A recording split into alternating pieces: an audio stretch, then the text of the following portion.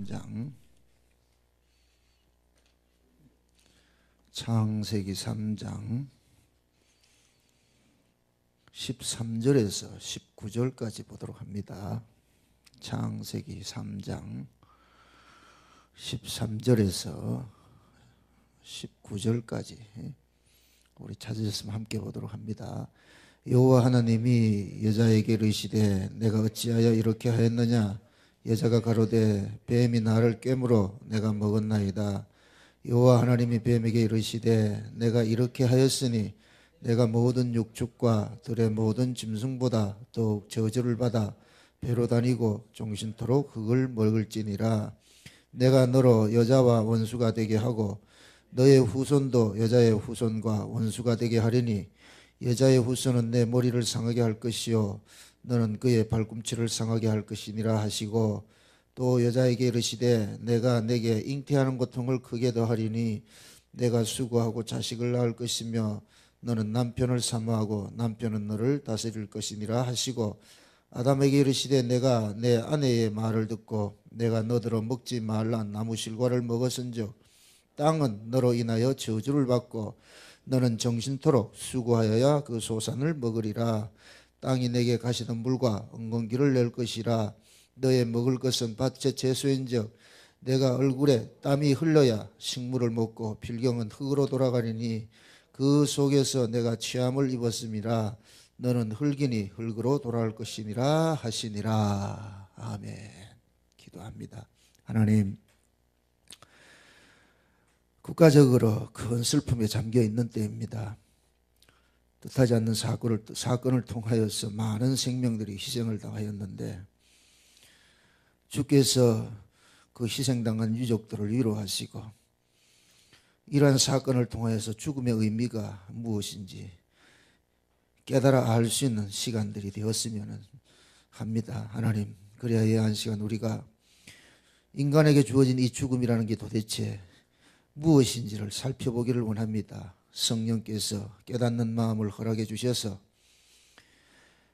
세상 사람들과 같이 죽음을 슬퍼하는 그러한 모습으로 살 것인지, 아니면은 나사로의 그 죽음을 가지고서 영생의 부활이 있다는 이 사실을 알리고자 하신 그 예수님의 그 부활 사건으로 우리가 바라보아야 될 것인지, 우리의 눈과 귀를 여셔서 우리도 어차피 죽어야 할 터인데 그 죽음 속에서 하나님이 우리에게 주신 복된 그 은혜를 발견할 수 있는 귀한 시간들이 되어지게 도와주시옵소서.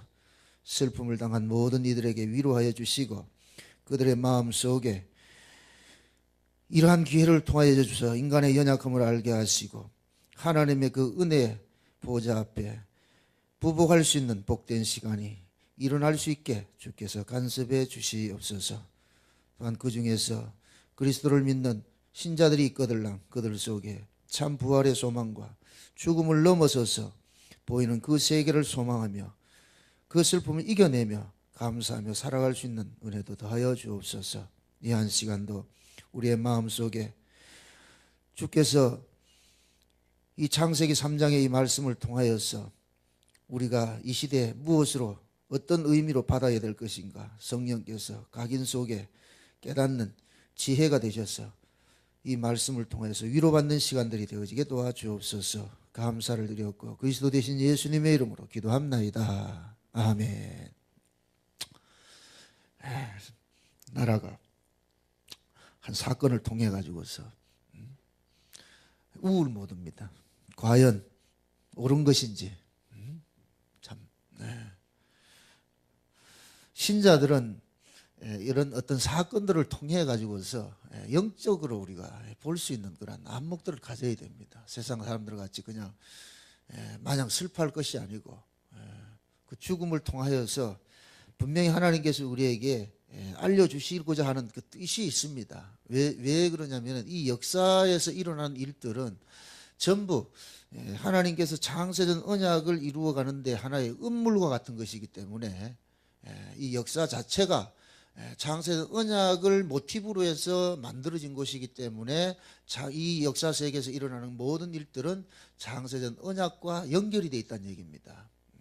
한 사람이 태어나고 한 사람이 죽고 하는 것은 우리가 바라봤을 때는 우연인 것 같지만은 그러나 하나님께서 참새 한 마리도 하나님이 허락 없이 안 떨어진다고 그렇게 했는데, 그럴 것 같으면 이 세상에 오고 오는 많은 사람들은 그 모두가 우연으로 왔다가 우연으로 가는 것이 아니라 하나님의 뜻한 바 있어서 보내셨다가 또 가게 됩니다. 마치 이제 드라마를 찍는 데 있어서 그 드라마를 주인공이 있고 그 다음에 조연이 있고 또 엑스트라가 있잖아요.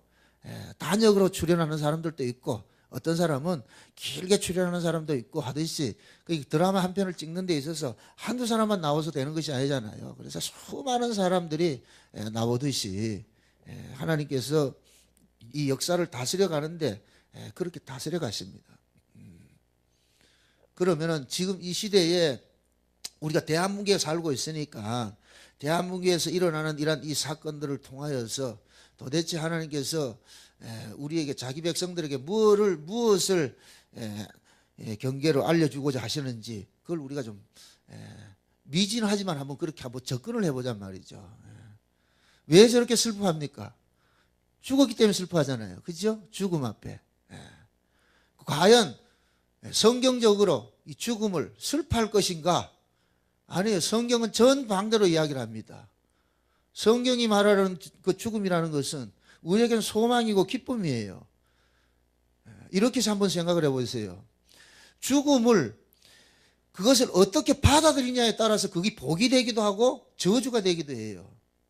만약의 경우에 오래 살고 싶어 하는 사람, 살고 싶은데 살지 못하고 빨리 죽어야 되니까 그건 저주가 될 수가 있어요. 그러나 반대로 빨리 죽어야 되겠다고 하는 사람에게는 죽음이라는 것은 저주가 아니라 도리어 뭐가 되느냐? 복이 될 수 있단 말이죠. 그러니까 동일한 그 죽음이라는 명제 앞에서 어떤 사람은 기뻐하는 사람이 있을 수 있고 어떤 사람은 슬퍼할 수 있는 사람이 있을 수가 있는 거예요. 그럼 그 죽음을 어떻게 받아들이냐에 따라 가지고서 한 사람은 죽음에 소망을 갖게 되는 것이고 다른 한쪽은 뭐냐? 죽음에 대해서 슬픔을 갖게 될 것이죠. 지금은 모든 사람들이 이제 세월호 사건 때문에 다 지금 뭐 침체되어 있습니다. 침울해 있습니다.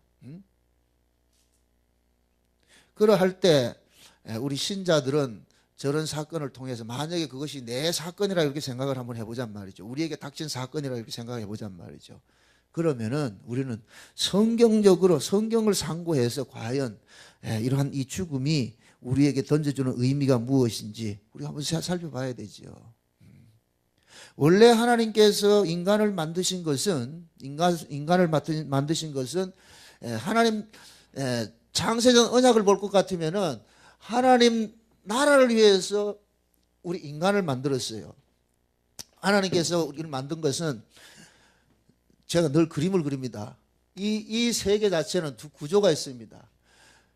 창세기 1장을 볼 것 같으면 궁창 위가 있고 위의 세계가 있고 아래가 있습니다. 아래 세계가 있습니다. 아래 세계가 있습니다. 위의 세계를 우리가 일컬어서 영의 세계라 그러고 여기를 육이라 그럽니다. 육이라 그런단 말이죠.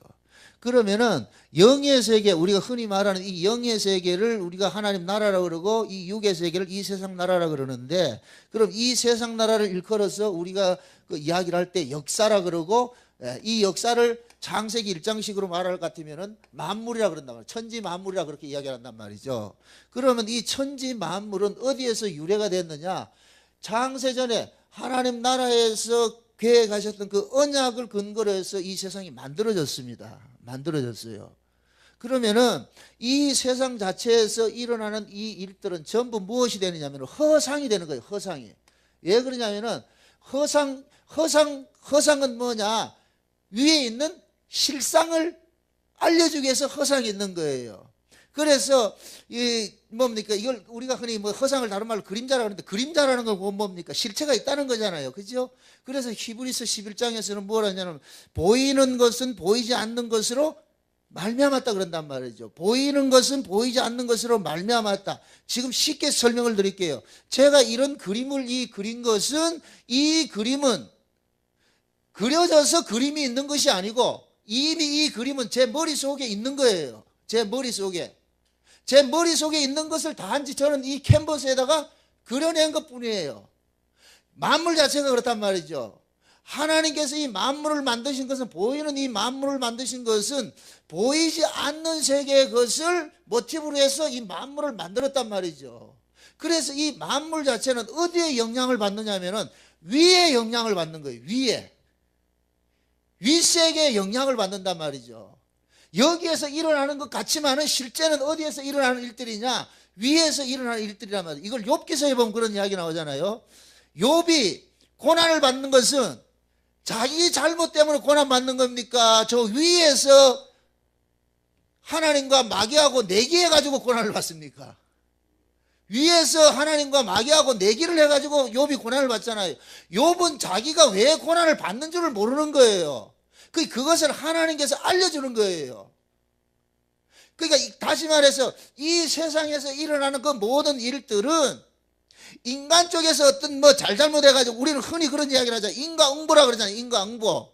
그래서 우리가 내가 잘하면은 좋은 일이 생기고 못하면은 나쁜 일이 생기고 이렇게 생각하는데, 성경을 펴면은 우리의 인간의 잘함과 못함과 상관하지 않고 우리에서 일어나는 것은 그건 뭐냐? 하나님께서 저 위에서 결정된 상황을 우리에게 그냥 적용을 시킬 것 뿐이에요. 시키는 것 뿐이란 말이죠.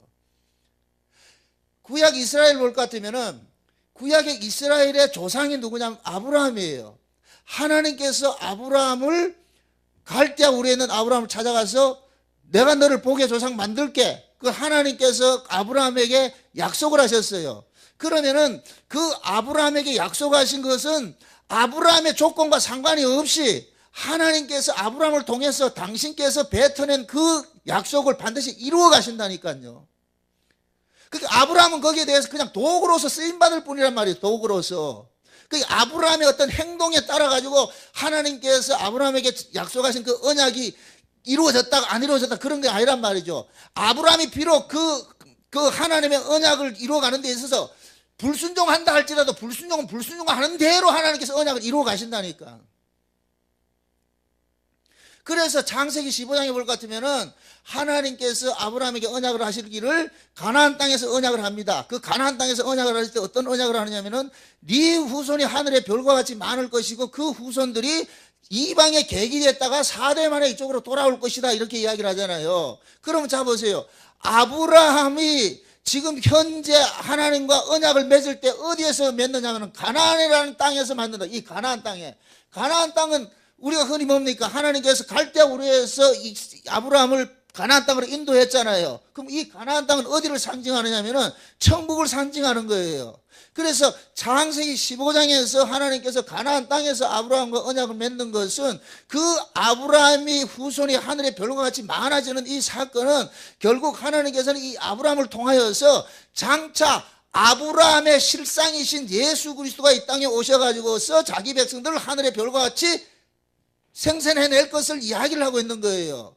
그런데 그 아브라함의 후손들이 지금 아브라함하고 언약을 맺을 때 한 사람이라도 있었어요, 없었어요? 아브라함의 자식이 한 명도 없는 상태였단 말이죠. 그런 상태에서 하나님께서 아브라함에게 네 후손이 하늘의 별과 같이 많아질 것이고 그들을 내가 창조하는 그 원리로서 창조를 해낼 테니까, 그러고 그들이 어디에 가느냐? 이방에 객이 됐다가 4대 만에 돌아온다, 이렇게 얘기한단 말이죠. 그러면 이렇게 생각을 해보세요. 가나안이 있고 애굽이 있습니다. 애굽이 있습니다. 하나님께서 아브라함과 언약을 맺을 때 가나안 땅에서 맺어서 이 가나안은 어디를 상징하느냐? 천국을 상징을 하고 애굽은 세상을 상징한다, 이렇게 한번 보시란 말이죠. 그러면은 요 아브라함과 언약을 맺은 그 아브라함 언약의 실체가 뭐가 되느냐? 하나님께서 창세전에 아들과 언약한 것과 똑같은 언약이 되어버린단 말이죠. 그래서 하나님께서 창세전에 예수 그리스도와 언약을 할 때, 아들과 언약을 할 때, 야 아들아, 네 후손들이 하늘의 별과 같이 많아지는데 그 후손들이 이방의 객이 됐다 4대 만에 돌아올 거야. 아브라함에게 이야기를 했듯이 하나님께서 예수님과 언약을 맺을 때 그 언약의 내용이 에베소 1장 4절에 볼 것 같으면은 자기 백성들을 거룩하고 흠이 없게 하는 것으로 되어 있단 말이죠. 그러면은 그 백성들을 거룩하고 흠이 없게 하려면은 그들이 비거룩하고 흠 있는 모습으로 있어야 되는 거예요. 그래야 예수가 와서 구원을 해내는 것이죠. 그래서 하나님께서 이들이 보세요. 아브라함 언약 속에도 마찬가지예요. 구원을 해내야 되는데 그 구원을 하려면 어디에 있어야 되느냐면은 이들이 가나안 바깥에 있어야 되는 거예요. 그래서 애굽에 하나님께서 던져버리는 거예요. 애굽에 던져서 그 애굽에 던져놔 놓고 그 애굽에 있던 자들을 4대 만에 다시 가나안으로 불러들일 때는 그냥 오는 것이 아니고 그들 속에 어린 양의 피를 뿌려가지고서 데리고 오는 거예요. 어린 양의 피를 뿌려서. 그러면은 어린 양의 피를 바르고 온 사람들에게는 여기 바르고 온 그들에게는 독자적인 자기들이 살아가는 그 삶이 있는 것이 아니고 피로 어린 양의 피로 인하여서 살아난 그 삶이 있는 거예요. 요걸 에베소서 1장에서 뭡니까? 그 아들의 피로서 자기 백성들을 거룩하고 흠이 없게 해서 하나님의 아들들 되게 하는 그 모습이란 말이죠. 그 창세적 언약이 아브라함 언약 속에 그대로 지금 담겨져 있는 거예요. 그 아브라함에게 언약한 그 내용대로 아브라함의 후손들은 뭐 하느냐? 자기 의지와 상관이 없이 어디로 버려집니까? 애굽으로 버려지죠. 애굽에서. 그죠? 그 애굽에서 버려질 때에 하나님께서 아브라함과 약속한 그 언약의 때가 돼서 어떻게 하느냐? 그 백성들을 뭐 하느냐? 건져내는 일들을 하는 거예요. 건져내는 일들을 한단 말이죠. 그러면 제가 말하고 싶은 건 그 얘기예요. 이스라엘 백성들이 자기들이 애굽에서 종노릇 하고 싶어서 했습니까? 하나님의 언약이 그렇게 만들었습니까? 그렇죠. 하나님의 언약이 그렇게 만들었죠. 그러니까 아마 그 후손들은 하나님 앞에 따져야 되는 거예요. 하나님, 왜 우리가 이 애굽에서 종노릇 해야 됩니까? 우리 무슨 잘못이 있습니까? 만약 이렇게 했을 때 하나님께서는 너들의 잘못이 아니라 네 할아버지하고 내가 언약을 그렇게 세웠어. 그러니까 너희들의 인생이 있는 것이 아니고 내가 너희 할아버지하고 세운 그 언약을 이루기 위해서 너희들이 존재하는 거야.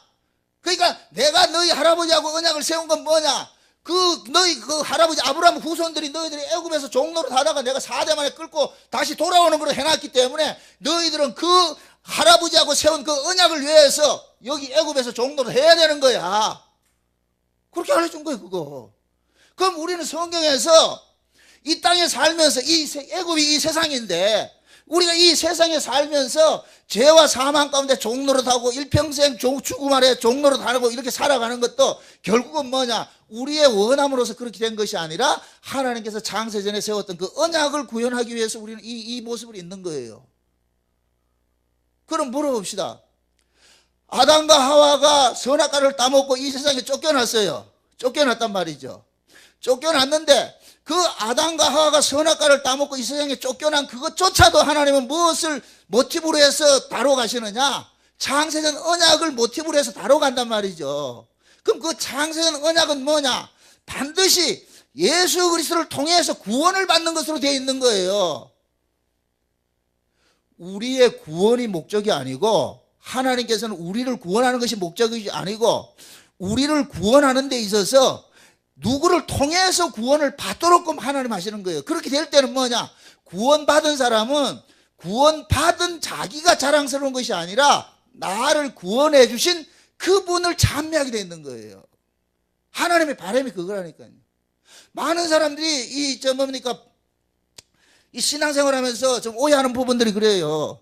우리는 구원받는 것이 마치 내가 구원받는 것이 목적인 것 같이 이렇게 생각을 하는데 하나님께서는 우리를 구원하는 게 목적이 아니에요.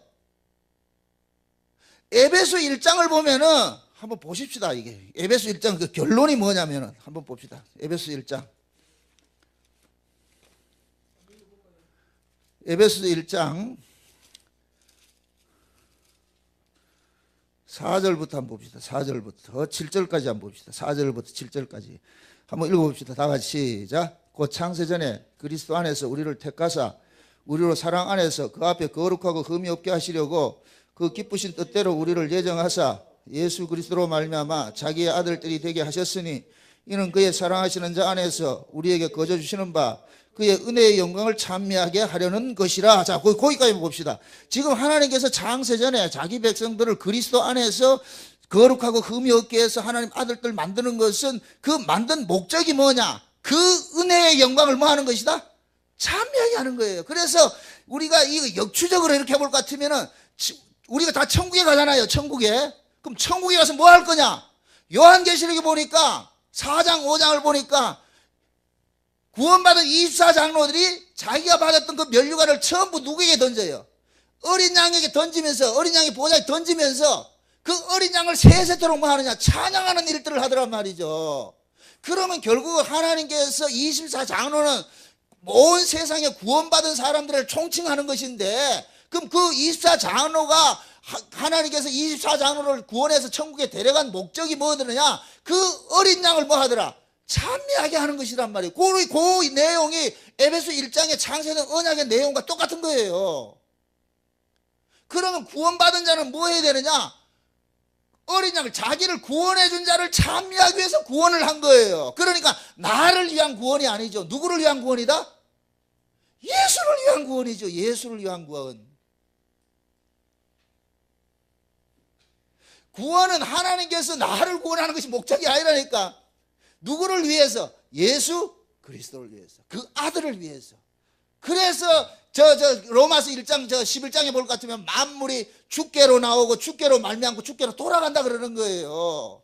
예수님 때문에 만물이 생겼고, 이 만물이 예수님의 기운으로 존재하다가 다시 예수님 품으로 돌아가게 돼 있는 거예요.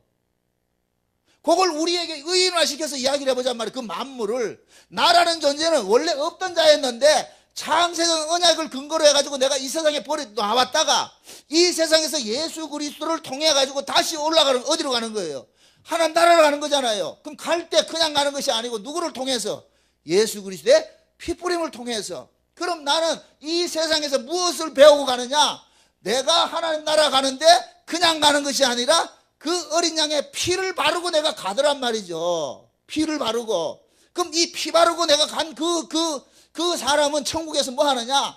내가 이 죽음에 있던 나를 어린 양의 대신 죽으심으로 인하여서 내가 구원해준 그 은혜의 영광을 세세토록 찬미하는 것이에요. 그걸 지금 이 교회에서 하는 거예요. 우리는 교회 안에서 우리가 신앙생활이 뭐냐?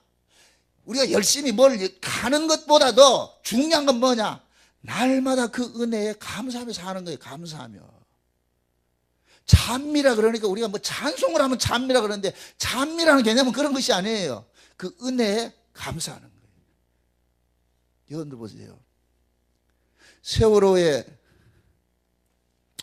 그 승객들이 인천항에서 출발해가지고 제주도로 향해서 갈 때, 진도 앞바다까지 갔을 때 그들이 그 배가 침몰하리라 생각을 했다 안 했다? 한 사람도 생각 안 했어요. 그들이 그 배가 침몰하는 건 그들이 원해서 된 것이 아니에요. 모두가 다 꿈꾸고 다 있었다니까. 이제 제주도 가가지고 열심히 재미있게 놀 것이야, 이렇게 생각을 했는데 뜻하지 않게 왔단 말이죠. 그럼 그것을 우리에게 적용을 시키잔 말이죠. 저와 여러분들이 이렇게 이 땅에 살다가 우리의 원한과 상관이 없이 어떤 사건을 당하고 사고를 당하게 되고 또 병도 걸리고 죽을 수 있어요. 그런 일들을 당할 수가 있단 말이죠. 그럼 그러한 일들을 재수없어서 우리 그런 일들 당했다, 이렇게 접근하면 안 된단 말이죠. 내 자체가 존재하는 것이 창세전 언약을 근거로 해서 내가 존재를 하기 때문에 나의 죽음조차도 창세전 언약을 위한 죽음이 돼버리는 거예요. 그렇게 될 때 신자들에게 있어서 죽음이라는 것은 저주가 아니고 뭐가 되느냐? 복이 되는 거예요. 복. 자, 지금 보세요. 하나님께서 아담과 하와를 창조를 한 목적은 뭐냐?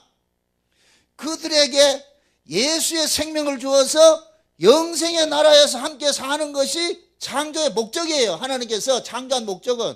그래서 창조된 인간에게 하나님께서 제일 먼저 요구하신 것이 뭐냐? 생명과 먹고 영생하라 그러는 거예요. 선악과 먹으면 안 되고, 선악과 먹으면 죽고, 생명과를 먹으면 영생하는 존재가 된다.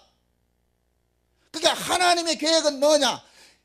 아담이 독자적으로 영생하는 자가 아니고 생명과를 통해서 영생하는 자가 되는 것이 하나님의 계획이란 말이죠. 그럼 거기에서 말하는 그 생명과는 무엇을 상징하느냐? 생명과를 먹으면 영생한다. 그러면 이것을 신약식으로 이야기를 하니까 예수님께서 나는 하늘로서 내려온 사한 떡이다, 누구든지 내 살을 먹는 자는 영생한다 그런단 말이죠. 그러면은 에덴 동산에서 생명과를 먹고서 영생하는 그 생명과는 신약식으로 말할 것 같으면 누가 되느냐면은 예수가 되는 거죠. 예수님이 되는 것이죠. 예수님이. 그러니까 쉬운 얘기로 하나님께서 아담에게 그렇게 얘기를 한 거예요. 아담아, 예수로 인해서 네 영생 받으라, 이 얘기란 말이죠. 쉬운 얘기로. 그러면 자 보세요. 이 아담이 예수를 통해서 구원을 받아야 되잖아요. 그럼 구원이라는 것은 반드시 버려짐이 전제가 되어야 되는 거예요. 누구를 구원한다? 하나님께서 아브라함에게 뭐라 그랬어요? 가나안에서 약속을 하실 때 너희 백성들이 애굽에서 내려가다 다시 건져내는 것을 구원이라 그렇게 이야기를 하잖아요. 그럼 구원이 되려면은 반드시 뭐 하셔야 되냐? 버려짐이 전제가 되어야 된다니까. 그러면 아담도 예수를 통해서 구원을 받아야 되잖아요. 그러면 그 아담이 버려짐이 있어야 되는 거예요. 그 버려짐을 위해서 하나님께서 누구를 투입하느냐? 마귀를 투입을 하는 거예요. 그래서 마귀는 하나님의 백성들을 무슨 일을 해야 되느냐? 죽이는 일을 해줘야 되는 거예요. 죽이는 일을. 이 죽이는 일을 해줘야 그 다음에 예수님께서 오셔서 뭐 하느냐? 자기 생명을 주어서 살리는 일을 하신다니까. 지금 이 메커니즘이 이해가 되죠? 하나님께서 자기 백성들을 구원을 하는 데 있어서 구원이 되려면 뭐 해야 되느냐? 버려짐이 있어야 된단 말이죠. 그럼 버리는 역할을 누가 해줘야 되잖아요. 그래서 하나님께서 마귀를 사용을 하는 거예요. 그래서 마귀는 뭐 하느냐? 자기 백성들을 죽이는 일들을 해줘야 되는 거예요. 죽이는 일들을. 그래서 예수님께서 뭐 하느냐? 이 세상에 오셔가지고 요한복음 5장에 볼 것 같으면 그래 그 이야기 그런 말씀을 하시잖아요. 무덤 속에 있는 자들이 다 그의 음성을 들을 때가 오나니 어떤 사람은 생명의 부활로 어떤 사람은 심판의 부활로 나온다 그러죠. 그 이야기는 결국 뭐냐? 예수님께서 이 땅에 오신 것은 이 세상 자체가 곧 뭐냐? 무덤이라니까. 무덤. 이 세상 자체가 무덤이라니까. 무덤. 이 무덤 속에 예수님께서 오셔가지고서 어떤 사람은 예수를 통해서 영생의 부활로 나오는 사람이 있고 어떤 사람은 영벌의 부활로 나오는 사람이 있는 거예요. 그러니까 예수님은 이 땅에 오심으로 인하여서 두 부류가 쫙 갈라지는 거예요. 홍해바다 갈라지듯이 한쪽은 영생받는 사람이 나타나고 한쪽은 영벌받는 사람이 나타나는 거예요. 그러니까 예수 자체가 하나의 뭐가 돼버리냐? 심판주가 되는 거예요. 심판주. 그래서 예수님께서 이 땅에 오신 것은 뭐냐? 죽은 자를 살리기 위해서 오신 거예요. 그래서 아담과 하와가 선악과를 먹고 뭐 하겠느냐? 죽음의 길을 걷게 되어 있는 거예요. 분명히 하나님께서 보세요. 이걸 잘 이해를 하세요. 하나님께서는 분명히 아담과 하와에게 생명과 먹고 선악과 먹지 말라 그랬어요. 죄가 형성이 되려면 뭐가 되느냐? 하나님께서 하라는 걸 하지 않고 하라는 거 하고 하지 말이 안 된다. 하나님의 말씀을 불순종하는 것으로 나타나야 죄가 되는 거예요. 그러니까 하나님은 분명히 선악과 먹으라 했다, 먹지 말라 했다. 먹지 말라 그랬죠. 생명과 먹으라 했단 말이죠. 그럼 아담이 만약에 하나님의 말씀에 순종해서 생명과 먹고 선악과 안 먹었을 것 같으면 어떻게 됐을까요? 지금 이 세상 존재 자체가 뭐가 되겠어요? 필요 없어져 버리는 것이 다 그게 돼버린 것이. 그러니까 아담이 어떻게 되느냐? 분명히 하나님께서는 아담에게 생명과를 먹고 선악과 먹지 말라 이렇게 했는데 거기에 죄가 형성되기 위해서 하나님께서 누구를 풀어내냐? 뱀을 딱 풀어니까 요 뱀이 어떻게 돼버리냐? 아담과 하와를 꼬여가지고 아담과 하와가 뱀의 말을 듣고서 뭐 하느냐? 먹지 말라는 선악과를 먹음으로써 뭐가 되냐? 죄가 개입이 되기 시작하는 거예요. 죄가 개입이 되고 나니까 이때부터는 뭐가 됩니까? 아담 자체는 뭐가 되느냐? 죽은 자가 돼버렸죠. 죽은 자. 이제는 아담은 독자적으로 지금 뭡니까? 살 수 있는 길이 없어. 이미 죽은 자이기 때문에. 그래서 하나님께서는 아담과 하와를 에덴 동산에서 그들을 어떻게 하느냐? 격리시키는 일을 하는 거예요. 쫓아내는 거예요. 쫓아내면서 아담과 오늘 본문에 볼 것 같으면은 아담과 하와가 범죄를 하고 나니까 하나님께서 아담과 하와가 살아갈 그 땅을 뭐 해버리냐? 저주해버렸다니까. 저주를 해버렸어. 그러면 자 보세요. 요 그림을 그대로 또 한번 이렇게 봅시다. 에덴 동산이 있었죠. 에덴 동산이 있었는데 에덴 동산에서 지금 어디로 쫓아냈어요? 아담과 하와가 살아갈 땅을 쫓아냈잖아요. 에덴 바깥으로 쫓아냈잖아요. 그럼 에덴 동산이 하나님 나라라고 생각을 할 것 같으면은 아담과 하와가 쫓겨난 이 세상은 어디를 상징하는 거예요? 여기를 상징하는 거예요. 이 역사를 상징하는 것이죠. 그럼 이 역사 자체가 하나님께서 아담이 살아갈 이 역사 자체를 무엇으로 저주를 해버렸어요? 아담이 살아갈 땅을 뭐 했어요? 저주해버렸죠. 저주를 해버렸단 말이죠. 그러면은 이 세상 자체가 곧 뭐냐? 아담이 살아가는 이 세상 자체가 그 무엇을 머금고 있느냐? 하나님의 저주를 머금고 있는 거예요. 저주를 머금고 있단 말이죠. 그러니까 이 땅에 태어나는 모든 인간들은 뭐냐? 하나님의 저주 아래서 태어나는 거예요. 저주 아래서. 다른 말로 죽을 목숨으로 태어나는 거예요. 죽을 생명으로. 죽음을 안고 태어난단 말이죠. 죽음을 안고. 그러니까 우리는 이 땅에 살면서 우리는 일평생 뭐 하느냐? 죽음을 안고 살아가니까 이 죽음을 안고 살아가는 인간들은 본능적으로 죽음을 피하고자 하는 반발심이 생긴다. 반발력이 생긴단 말이에요. 그래서 우리는 뭐 하냐? 본능적으로 안 죽으려고 그러죠. 안 죽으려고. 그럼 물어봅시다. 안 죽으려고 하는 그 사람이 안 죽고 오래 산다 할지라도 그것이 복입니까? 저주입니까? 저주이지요. 그래서 하나님께서는 자기 백성들에게 뭐냐? 죽음을 안고 사는 자기 백성들을 죽이는 일을 하는 거예요. 죽이는 일을. 이걸 우리가 독자적으로 못하니까 예수님을 보내가지고 죽이는 일을 하신다니까. 왜 예수님께서 오셔가지고 우리를 죽이는 일을 하느냐? 죽음을 안고 살아가는 그 인간을 죽여야 죽음과 상관이 없는 자로 살아난단 말이죠. 이 말이 지금 이해되죠? 80%.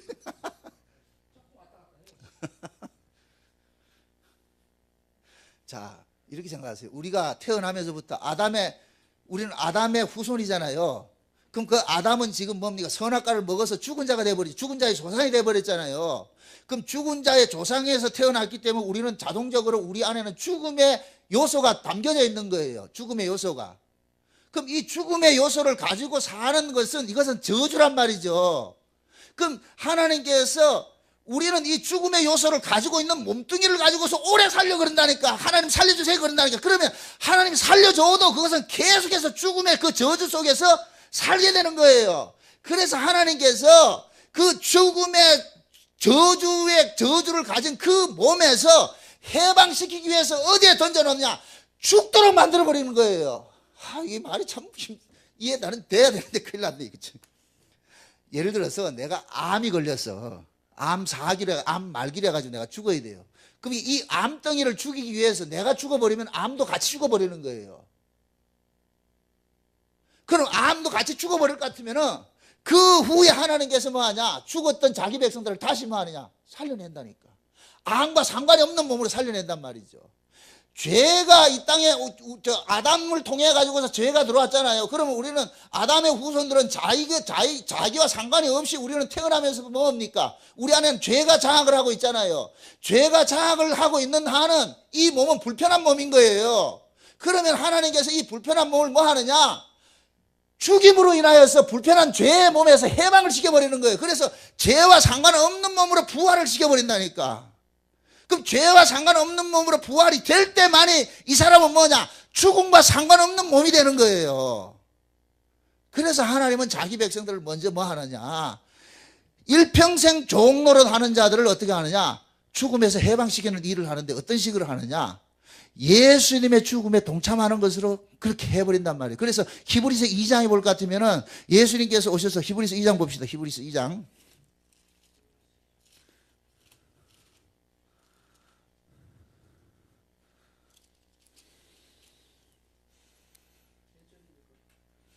(14절) 봅시다. 14절,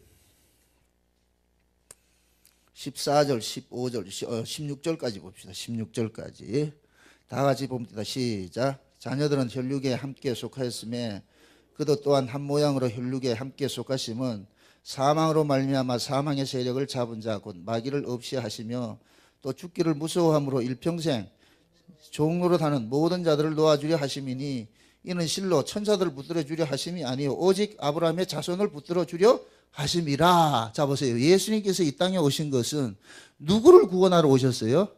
자기 백성을 구원하러 왔죠. 그죠? 이미 하나님께서 창세전에 언약을 맺을 때에 자기 백성과 자기 백성 아닌 자로 만들어놨다니까. 그게 예수님이 이 땅에 오신 것은 뭐냐? 자기 백성 찾으러 온 거예요. 그게 요한복음 10장에서 예수님 그런 얘기를 하잖아요. 나는 선한 목자다. 그러면서 내 양은 내 음성을 듣나니 그런단 말이죠. 그럼 예수님께서 내 양은 내 음성을 듣나니 그러잖아요. 그러면은 예수님의 양은 반드시 예수님의 음성을 듣게 되어 있는 거예요. 그래서 제가 구원 문제에 대해서 우리가 신경을 쓰지 말라 그런다니까. 구원 문제는 우리가 신경을 써서 해결될 문제가 아니고, 구원을 하시기로 작정하신 분이 구원을 해내세요. 구원을 작정을 하신 그분이 구원을 해내야 구원받은 그 사람에게서 구원해 주신 분의 공로만 오롯이 담기게 돼 있는 거예요. 그러니까 우리가 구원을 받는 것은 내가 잘나서 구원받는 것이 없고, 나를 구원해 주신 분에 의해서 구원을 받았기 때문에 우리가 천국에서는 뭐 하느냐? 나를 구원해 주신 그 어린 양을 세세토록 뭐 하느냐? 찬송을 하게 되는 거예요. 내가 만약에 구원을 이루어 간다 할 것 같으면은 가가지고 찬송 돌리는 게 아니고, 내가 그래도 예수 믿어가 구원받았지 않습니까? 이런 얘기야. 여러분들 보세요. 예수를 믿어서 구원을 받는 게 아니에요. 참 이 말을 굉장히 중요하게 잘 들으셔야 돼요. 헷갈리지 마시고. 예수를 믿어서 구원을 받는 것이 아니고, 하나님께서는 자기 백성을 구원을 하는데 예수를 믿게 해서 구원을 받는 거예요. 그 말이 그 말 같지만은 이게 완전히 다른 내용이라니까. 내가 예수를 믿어서 구원을 받으면 예수 믿는 것이 내 행위가 되어버린다니까. 우리는 예수를 믿을 수 있는 존재가 아니에요. 그래서 하나님께서 자기 백성들에게는 뭐냐? 예수를 믿을 수 있는 믿음을 선물로 주는 거예요. 그래서 믿음을 선물로 받은 사람은 반드시 예수를 믿게 돼 있다니까.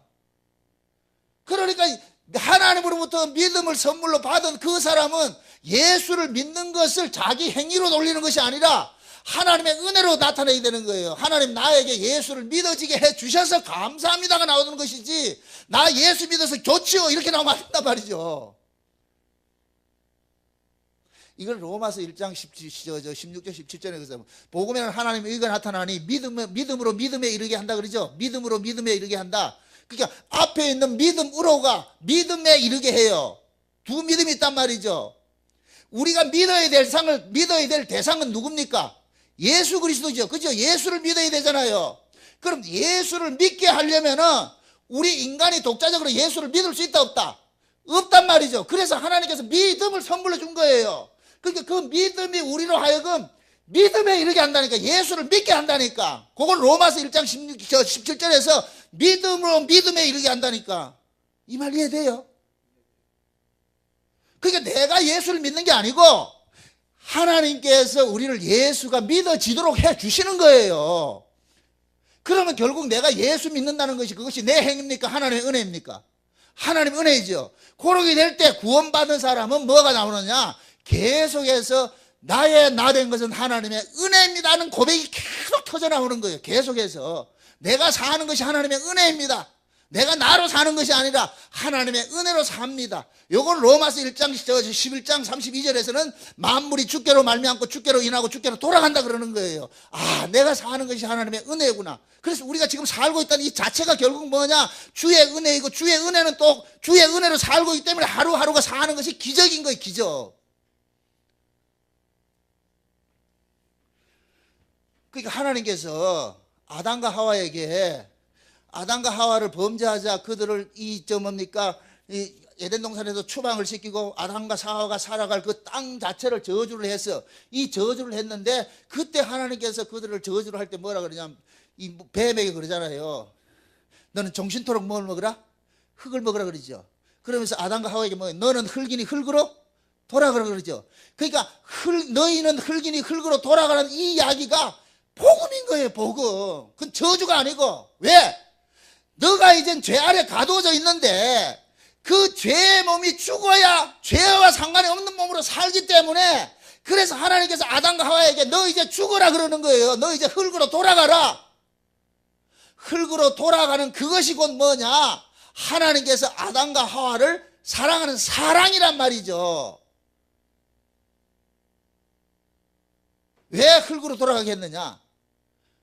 죄 아래 가두어진 그 사람을 죽이고 죄와 상관이 없는 사람으로 살려내기 위해서 흙으로 돌아가라 그런다니까. 그래서 성경에서는 신자들의 죽음을 뭐로 생각하느냐? 복이라고 그러는 거예요. 복이라고. 요한계시록 보세요. 요한계시록 14장 한번 보세요. 요한계시록 14장.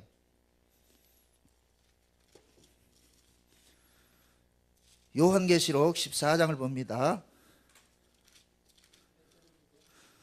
14장 13절을 한번 봅니다. 같이 한번 봅니다. 13절 한 절만 보도록 합시다. 다 같이 시작. 또 내가 들으니 하늘에서 음성이 나서 가로되 기록하라. 지금 이후로 주한 자가 복이 있다나 하심에 성령이 가라사대 그러하라. 저희 수고를 그치고 쉬리니 이는 저희 행한 일이 따름이라 하시더라. 자 보세요. 자금 이후로 주 안에서 죽은 자들은 뭐가 있다? 복이 있다. 여기에서 이 핵심 키워드가 뭐냐? 주 안에서예요. 그냥 죽으면 안 되고 주 안에서 죽은 자들은 뭐가 있다? 복이 있다. 그럼 주 안에서 죽은 자들을 이것을 지역을 하면 이런 식이 돼요. 예수가 죽게 한 사람은 복이 있는 거예요. 그래서 예수님께서 이 땅에 오신 것은 뭐 하느냐? 죄 아래 아까 히브리서 2장에서 뭐라 그랬어요? 일평생 죽음의 종로를 하는 자들을 자기 자손들 아브라함의 후손을 놓아주려 하심이라 그랬잖아요.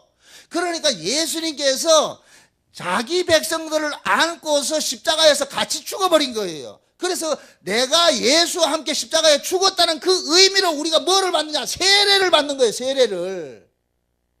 내가 세례를 받는 것은 이제는 내가 예수님과 함께 뭐 했다? 죽었어요. 내가 예수님과 함께 죽은 자인데 내가 죽은 줄 알았는데 이 죽은 자에게 하나님께서 뭐를 주느냐? 성령을 보내줘가지고 우리를 다시 살려내더란 말이죠. 그러니까 지금 우리는 뭐 어떤 존재냐면은 비록 역사적인 이 속에서는 우리는 죽은 몸을 가지고 있어 우리는 죽은 자로 살지만은 영적인 의미에서는 우리는 죽은 자가 아니고 이미 영생하는 자가 됐다니까. 그 영생하는 자의 증표가 뭐가 되느냐? 부활의 영인 성령이 우리 가운데 와 계신 거예요. 그러면은 이 성령이 우리 이 죽을 몸도 나중에 어떻게 한다? 다시 살려내신다. 이게 안 기뻐요 지금.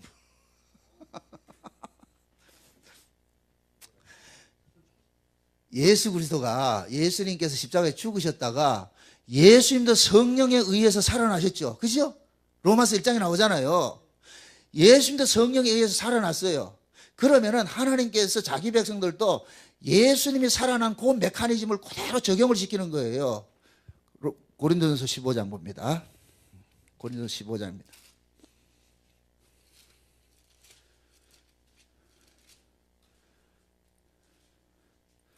고린도전서 15장 12절부터 봅니다. 12절부터 15장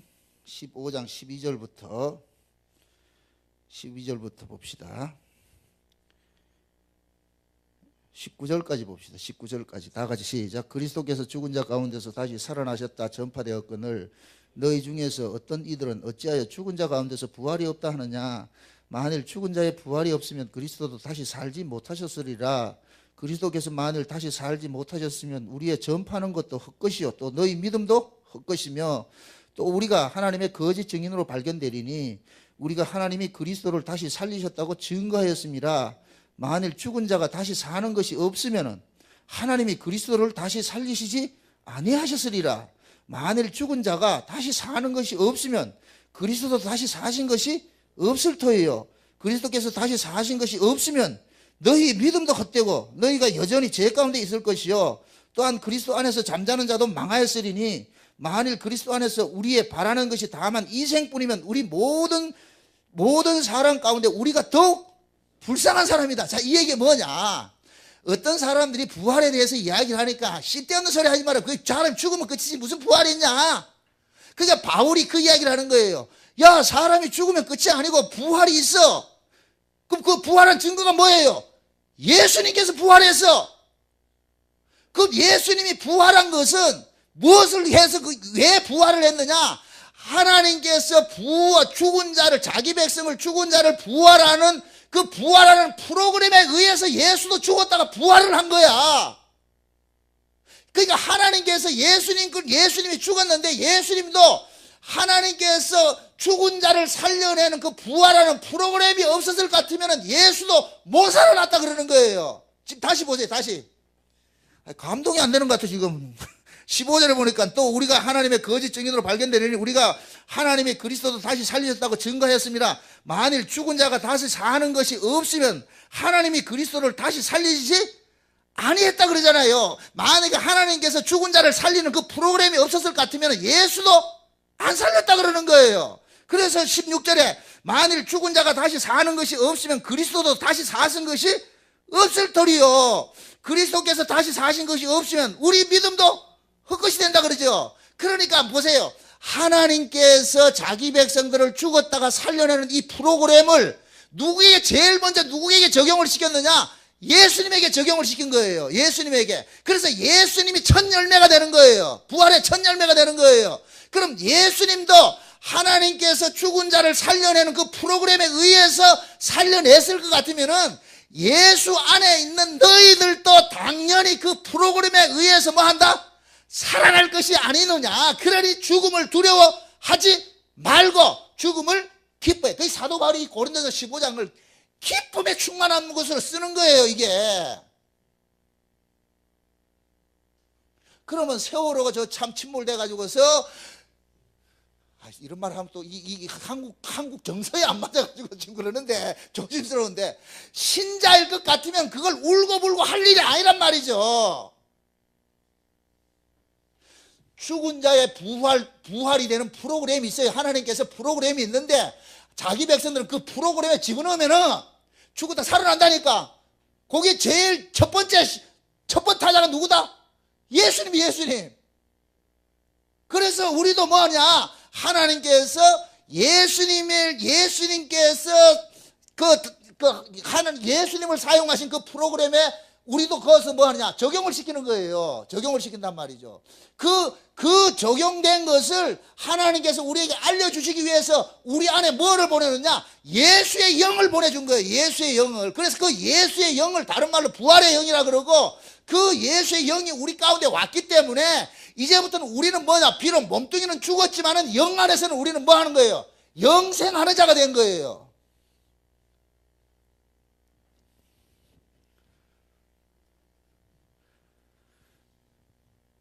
그래서 지금 저와 여러분들이 내가 이 땅에 살다가 잠시 우리는 뭐 하느냐? 원래 우리는 뭡니까?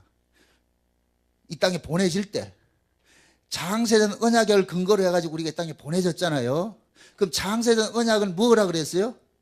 자기 백성들이 예수의 피로서 예수의 죽음으로써 거룩하고 흠이 없게 되는 것이 창세전 언약이잖아요. 그죠? 그럼 우리는 이 땅에 올 때부터 이미 우리는 뭐냐? 예수 그리스도의 피로서 우리는 살아나는 것을 가지고서 온 거예요. 비록 몸뚱이는 이 죄 아래에 있는 몸이지만은 우리 몸 안에는 뭐가 있느냐? 예수님의 피로서 살아나는 그 프로그램이 내장되어 있다니까. 컴퓨터에 마치 컴퓨터 안에 피닉스 프로그램이 있잖아요. 리커버리가 있잖아요. 리커버리 프로그램이 있잖아요. 컴퓨터가 다운되면 리커버리를 돌리면은 다시 그 프로그램이 뭐야 돼요? 살아나잖아요. 그러듯이 하나님께서 이 정나고이를 보낼 때, 이 땅에 보낼 때 내 안에다 뭐냐? 죽어도 살아나는 그 프로그램을 내장시켜서 보냈다니까. 그래서 나는 그 프로그램에 의해서 죽어도 살아나는 거예요.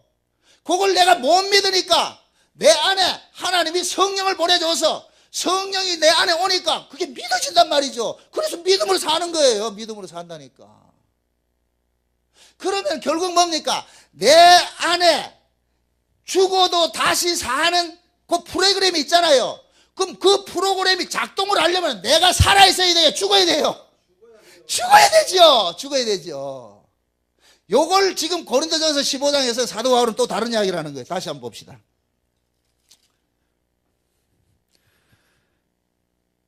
(42절) 봅시다. 42절 봅시다. 42절입니다. 42절에서 49절까지 저를 돕는 의미에서 좀 읽어주십시오. 42절에서 49절까지입니다. 다 같이 시작. 죽은 자의 부활도 이와 같으니 것으로 심고 영광스러운 것으로 다시 살며 약한 것으로 심고 강한 것으로 다시 살며 육의 몸으로 심고 신령한 몸으로 다시 사나니 육의 몸이 있은즉 또 신령한 몸이 있느니라. 기록된 바 첫사람 아담은 산영이 되었다 함과 같이 마지막 아담은 살려주는 영이 되었나니 그러나 먼저는 신령한 자가 아니요 육 있는 자요 그 다음에 신령한 자니라. 첫사람은 땅에서 났으니 흙에 속한 자이거니와 둘째 사람은 하늘에서 나셨느니라. 무릇 흙에 속한 자는 저 흙에 속한 자들과 같이 무릇 같고 하늘에 속한 자들은 하늘에 속한 자들과 같으니 우리가 흙에 속한 자의 형상을 입은 것 같이 또한 하늘에 속한 자의 형상을 입으리라. 자, 이 얘기는 무슨 이야기인가 하면은 씨앗으로 지금 비유를 하는 거예요. 우리의 죽음을. 야, 정낙원이 네가 지금 이 사과씨가 있어. 사과씨가 있단 말이죠. 사과씨가 있을 것 같으면 농부가 그 사과를 씨를 심을 때는 사과씨를 얻기 위함입니까? 사과를 얻기 위함입니까? 사과를 얻기 위함이잖아요. 그죠? 그럼 결국은 그 씨 속에 지금 뭐가 들어가 있는 거예요? 사과가 있는 것이죠. 그러니까 농부는 씨 속에 있는 사과를 끄집어내기 위해서 씨를 죽이는 거예요. 이해됩니까? 농부는 씨를 얻기 위해서 씨를 죽이는 게 아니라니까. 씨 속에 뭐가 있느냐? 사과나무가 있고 사과 열매가 있단 말이죠. 그 사과나무의 열매를 얻기 위해서 씨를 죽이는 거예요. 그대로 지금 그걸 우리에게 적용을 합시다. 하나님께서 우리 몸뚱이 속에, 우리 몸 속에 누구의 생명을 줬느냐? 예수를 심으라는 거예요. 예수의 생명을 우리 안에 넣어놓은 거예요. 이 예수의 생명은 내 몸뚱이를 가지고 있는 나는 예수의 생명이 안 나와. 씨는 반드시 죽어야 그 속에 있는 내용물이 나오게 돼 있단 말이죠. 그래서 하나님께서 예수라는 생명을 품고 있는 나를 뭐 하느냐? 죽이는 일을 하는 거예요. 그래서 내가 죽으면은 내 안에 있던 누가 나오느냐? 예수가 나오는 거예요. 지금 이해돼요? 그러니까 하나님께서는 자기 백성들 속에 예수를 끄집어내기 위해서 우리를 뭐 하느냐? 죽음에 넘기는 일을 하는 거예요. 죽음에 넘기는 일을 한단 말이죠. 그러면 내가 죽는 것은 곧 뭐냐? 내 안에 있는 예수로 살기 위해서 죽는 거예요. 그래서 사도 바울이 갈라디아서 2장 20절에 그래요. 이제는 내가 사는 것이 아니오 내 안에 그리스도께서 사신 것이라 그러죠. 내가 육체 가운데 사는 것은 나를 위해서 사는 것이 아니라 예수로 살고 있다는 것을 보여주기 위해서 살고 있다. 말이 참.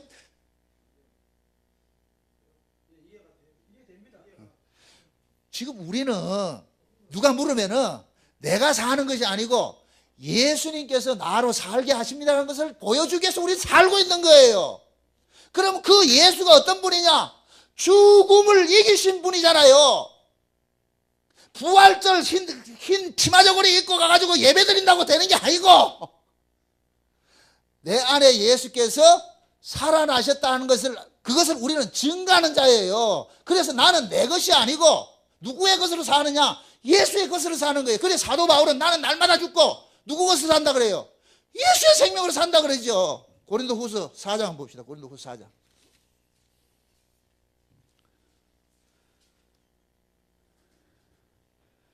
7절 봅시다. 4장 7절부터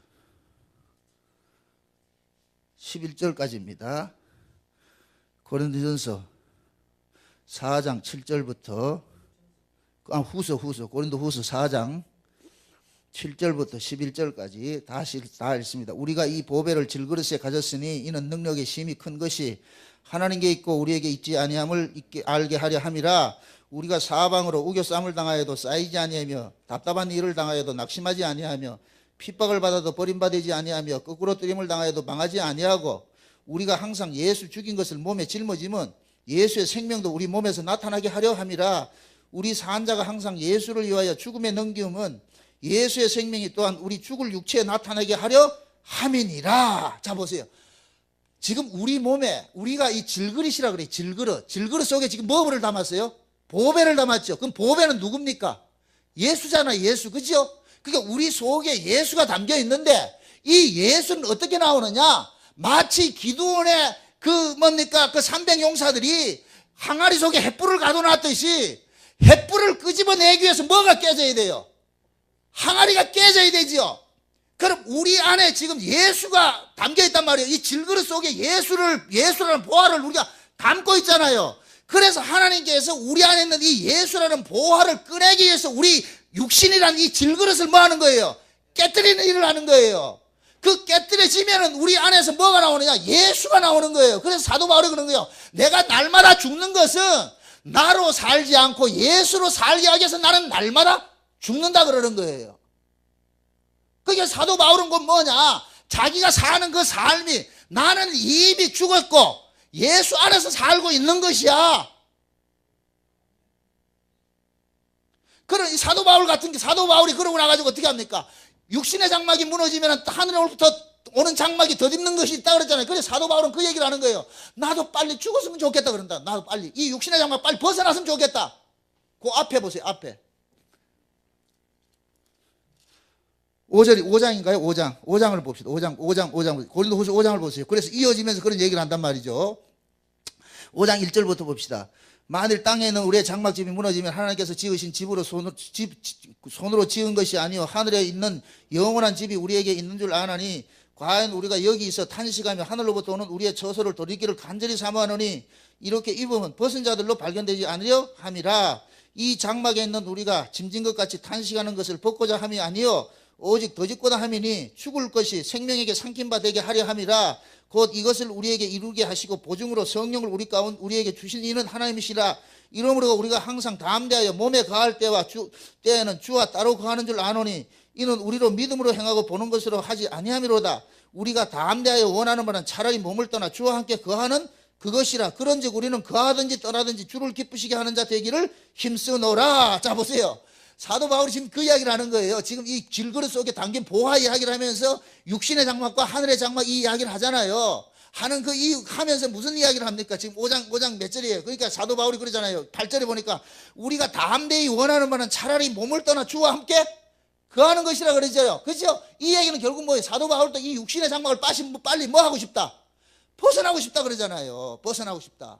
그럼 육신의 장막을 벗어나고 싶은 요 사람은 어떤 사람이냐? 그 안에 성령이 거하는 사람에게는 복이 있는 거예요. 그러니까 성령이 거하는 그 사람은 이 세상에서 살아가는 이 육신의 죽음을 슬퍼하지 않는다니까요. 오히려 그 육신의 죽음을 감사히 받을 수 있는 것이 되지요. 이건 인간의 이성으로는 절대 이해가 안 되는 거예요. 성령이 그 안에 있는 사람에게만 이루어진다니까. 제가 복음을 깨닫고 제일 먼저 정복된 것이 죽음의 신학이라는 게 죽음의 신학. 죽음의 문제를 해결하지 않고서는 아무리 내가 예수를 믿어도 그건 립싱크가 안 된다니까. 내 안에 예수 그리스도가 와가지고서 나로 하여금 살게 하는 것이 생명, 영생의 몸으로 살게 하는 그것이 믿어질 때는 뭐냐? 죽음이 두려움이 아니란 말이죠. 오히려 기쁨이 된다니까. 그래서 저는 장례식 설교를 하면 그렇게 희열이 차요. 감사가 나온다니까. 듣는 사람들은 기분 나쁘겠지만은.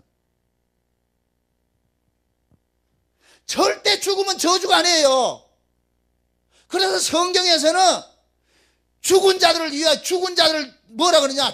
죽었다 하지 않고 잔다고 그런단 말이에요. 잔다고. 다시 깨어날 것이 있기 때문에. 그걸 우리에게 믿어지게 하기 위해서 성령을 뭐로 줬다? 보증으로 줬다 그러죠. 보증금 받았지요. 보증금 받았으면 그때부터는 예를 들어서 내가 이 건물을 임대를 하려고 하는데 보증금을 주면은 그때부터는 이 건물은 누구의 권한 속에 있느냐? 보증을 걸었기 때문에 이제는 내 것이 되잖아요. 그와 마찬가지로 하나님께서 성령을 우리 가운데 보증으로 준 것은 그 성령은 무슨 영이다? 부활의 영이니까 그 부활의 영을 받은 사람은 이 죽음을 이제는 더 이상 두려워할 것이 아니고 그 죽음을 통해 가지고서 어디를 바라보게 되느냐? 하늘의 산 소망을 바라보게 되는 거예요. 아, 하늘의 장막이 있지. 그래서 내 죽음은 결국 뭐냐? 아, 내 안에 영생, 하나님 나라에서 살아갈 그 영생의 몸이 있는데 내 속에 있는 그 영생의 몸을 끄집어내기 위해서 이 땅의 육신의 장막에 있는 이 몸을 하나님께서 깨뜨리는 일을 하시는구나. 그래서 하나님이 아담과 하와에게 범죄한 자들에게 그들이 에덴 동산에서 버리면서 하는 이야기가 그런 거예요. 아담아, 하와야, 너는 흙이니 흙으로 돌아가라. 이 얘기는 이 너희가 살아갈 이 땅은 저주받은 땅인데 그 저주받은 흙이라는 이 땅에서 벗어날 수 있는 것은 너희가 흙에서 난 몸을 그대로 반납시키고 흙에서 나지 않는 몸으로 대입할 때 그때 너희들이 저주에서 벗어날 수 있다는 거예요. 그래서 하나님께서 아담에게 너는 흙이니 흙으로 돌아가는 이것은 복음 중에 복음이 되는 거예요.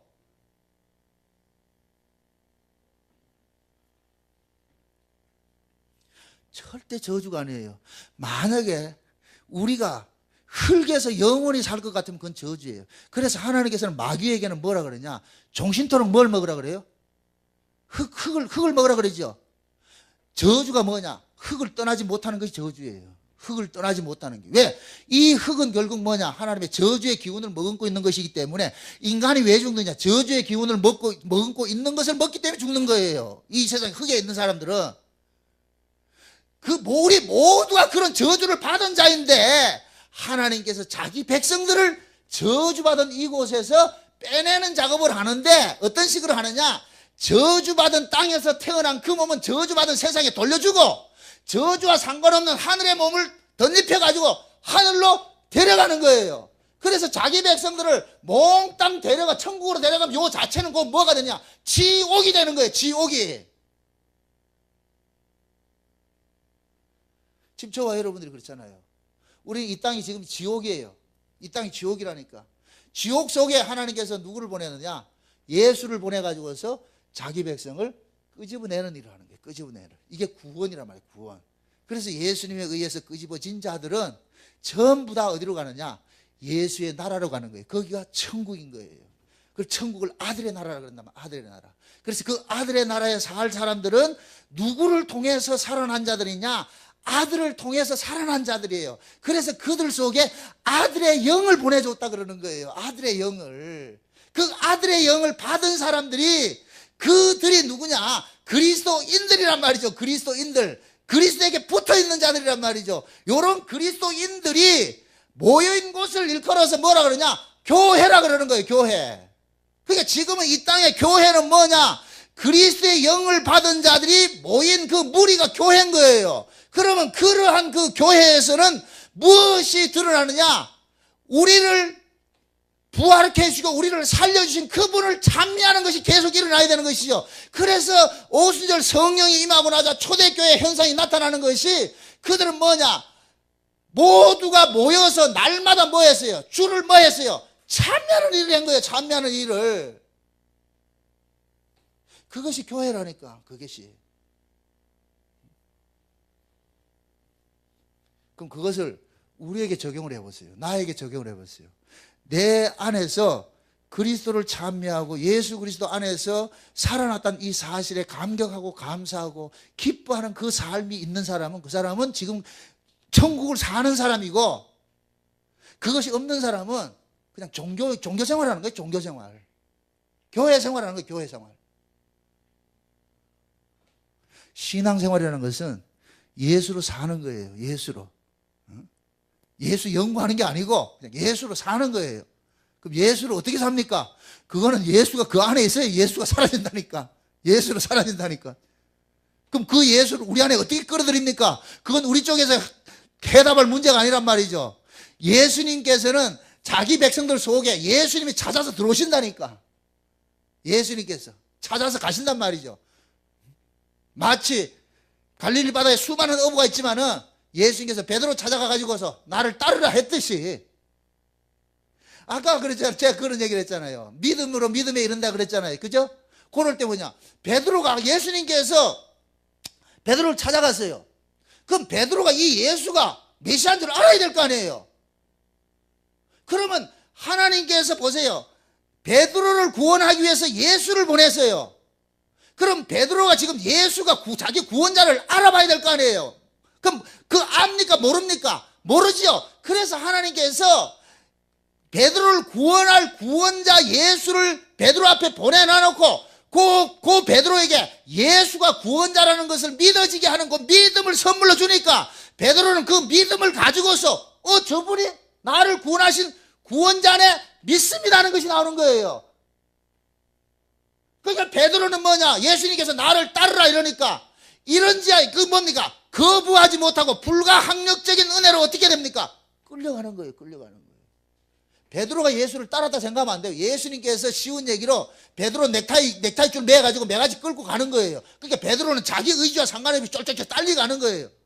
그러니까 그 베드로 속에서 믿음이 계속해서 역사를 하는 거예요. 예수를 믿더라고. 그러니까 저와 여러분들 지금 예수를 믿는 것은 내 의지와 내 이성을 동원해가지고 내 지식을 동원해가 예수를 믿는 것이 아니고 내 의지와 상관이 없이 하나님이 주신 그 믿음이 나로 하여금 예수를 잠깐만 믿도록 한단 말이에요. 그러니까 우리는 계속해서 예수를 믿는 거예요. 믿는 거예요. 믿음으로 사는 거예요. 그래서 제가 아까 그랬잖아요. 우리의 구원은 우리가 이루어낼 몫이 아니고 우리를 구원하실 분이 이루어낼 몫이라니까. 그래서 누가복음 15장에 볼 것 같으면 드라크마 비유 나오고 잃은 양 비유가 나오는데 그 드라크마나 잃은 양을 누가 찾아요? 주인이 찾잖아요. 주인이. 원래 주인의 것이었는데 잠시 버려졌다가 주인이 다시 가서 되찾아가지고 오잖아요. 잃은 양도 원래 주인의 것이에요. 주인의 것이었는데 이 한 마리가 잃어버려졌어. 그 잃은 양을 누가 찾으러 가느냐? 주인이 찾으러 갔다니까. 주인이 찾아가가지고서 그 주인이 잃어버렸던 걸 찾은 것이 너무너무 기뻐가지고 잔치를 벌리는 거예요. 야, 내가 잃어버렸다. 다시 찾았대. 기쁘다. 그러면은 찾긴 받은 사람은 뭐에 동참하느냐? 주인의 즐거움에 동참하는 거예요. 주인의 즐거움. 거기 천국이라니까. 구원받은 내가 기쁜 것이 아니고. 그래서 예수님께서는 우리를 구원을 해놔놓고 뭐라 그런지 아세요? 우리를 보면서 야, 내가 저걸 구원했어요. 저걸 제 아래서 건졌어요.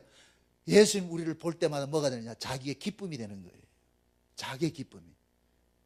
꼬라지가 이래도 우리 속에 누구의 영광이 담겨져 있느냐? 예수의 영광이 담겨져 있는 거예요. 꼬라지가 이래도.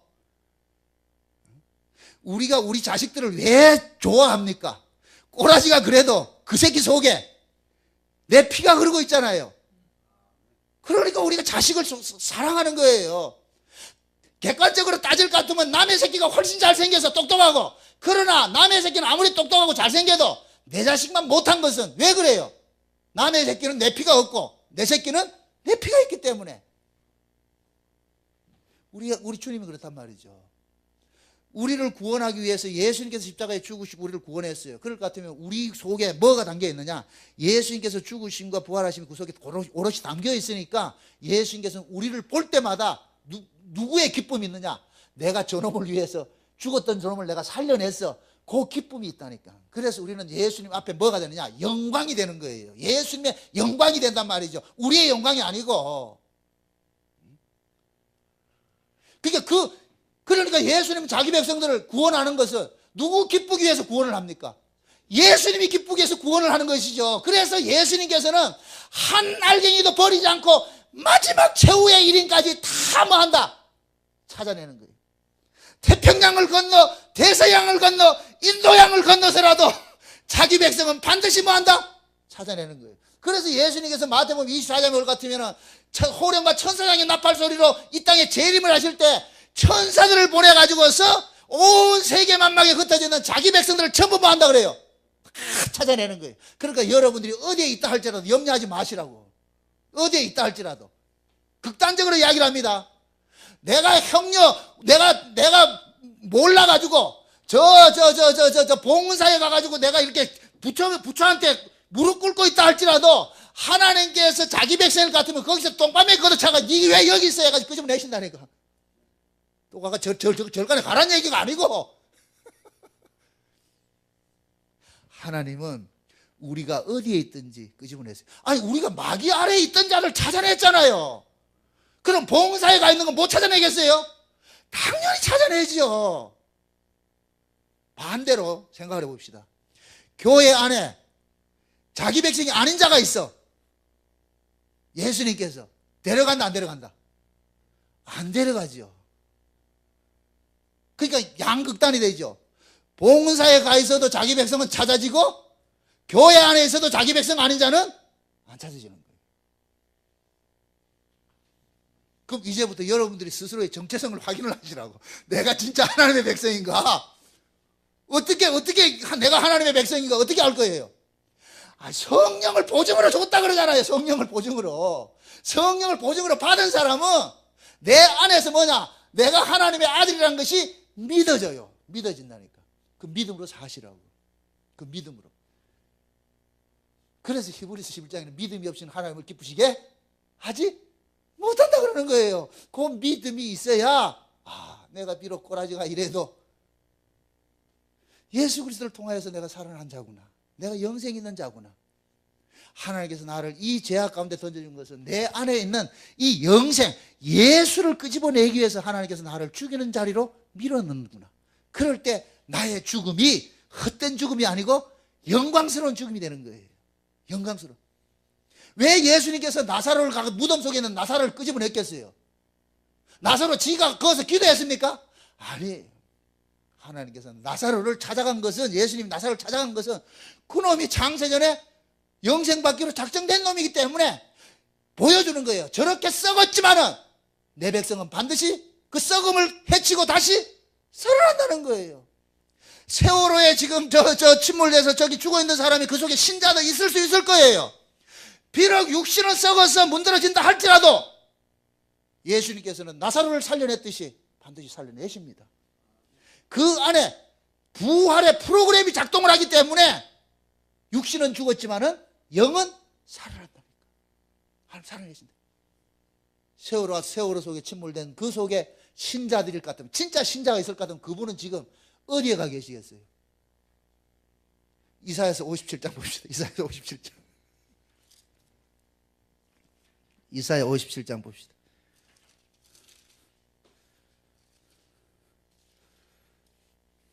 (57장입니다) 이사야서 57장 1절을 2절 봅니다. 이사야서 57장 1절 2절 다 같이 봅니다. 시작. 의인이 죽을지라도 마음에 두는 자가 없고 자비한 자들이 치하의 감을 입을지라도 그 의인은 화역전에 치하의 감을 입은 것인 줄을 깨닫지는 자가 없도다. 그는 평안에 들어갔나니 무릇 정로를 행하는 자는 자기들의 침상에서 편히 쉬느니라. 자 보세요. 의인이 지금 죽었지요. 그죠? 의인이 죽었는데 그 죽은 사람이 어디에 들어갔어요? 2절에 보니까 평안에 들어갔고 어디에서 쉬고 있어요? 침상에서 쉬고 있죠. 그죠? 아니 부자하고 거지 나사로 비유해서 부자도 죽고 거지도 죽었는데 거지 나사로는 지금 어디 누구 품에 가 있어요? 아브라함 품에 가 있죠. 그럼 지금 세월호 속에 그 죽었던 그 신자들이 있다 생각을 해봅시다. 그럼 그 신자들이 지금 누구 품에 가 있겠어요? 아브라함 품에 가 있죠. 예수님 품에 가 있죠. 그죠? 그러면은 그 세월호 속에 죽었던 그분들이 만약에 예를 들어서 여기를 본다 할 것 같으면은 우리를 보고서 위로를 하겠죠. 야들아 울지 마라 이렇게 하겠죠. 그럼 그걸 안다 할 것 같으면 우리가 울어야 돼요. 또 웃으면 또 이것도 또 이 또라이라고 할까 봐서 참. 진짜 신앙 있는 사람 같으면은 뭐 해야 되느냐? 하나님 감사합니다. 험한 세상 더 살게 안 하고 일찍 데려가서 고맙습니다. 그래서 욥이 그러잖아요. 차라리 태어났을 것 같으면 일찍 죽는 것이 복이고 일찍 죽는 것보다 태어나지 않는 것이 복이라 그러잖아요. 그럼 이 땅에 태어난 것은 어차피 저주 아래서 태어난 이 몸이기 때문에 10년을 살든 20년을 살든 저주로 살 수밖에 없어요. 고난 속에 살 수밖에 없다니까. 그러면 일찌감치 고난 받지 말고 미리 데려갔을 것 같으면은 이게 얼마나 큰 영광이고 복이냐 말이죠. 과연 이게 믿어지냐 이거죠. 이게 믿어지면 감사할 일인데 이게 안 믿어지면은 지금도 살려주 있었는데 그 만약에 그 개를 살려왔다 생각합시다. 그건 꼭 뭐냐? 금방 제대하는 날을 다시 불러가지고 군대 생활 3년 더 시키는 거와 똑같다니까. 절대로 이 땅에 오래 사는 것이 복이 아니에요. 성경에서는 그걸 복이라고 한 적이 없어요. 그렇다고 자살하라는 얘기가 아니에요. 자살할 필요가 없죠. 내 안에 그 부활의 프로그램이 작동을 하니까 내가 자살할 필요가 없잖아요. 왜 자살을 하는데? 자살을 한다는 얘기는 그 속에 이 부활 프로그램이 없기 때문에 자살하는 거예요. 왜 자살을 해요? 어차피 고난받는 거, 아이고, 이런 수모 당하고 저런 수모 당해도 어때? 그래. 어차피 내 안에는 예수의 생명이 있는데, 이렇게 하든 저렇게 하든 난 죽어도 다시 사는 것이 있으니까, 그러면 수욕을 감당하고 살아야죠. 잘난 놈이 자살합니까? 안 해요.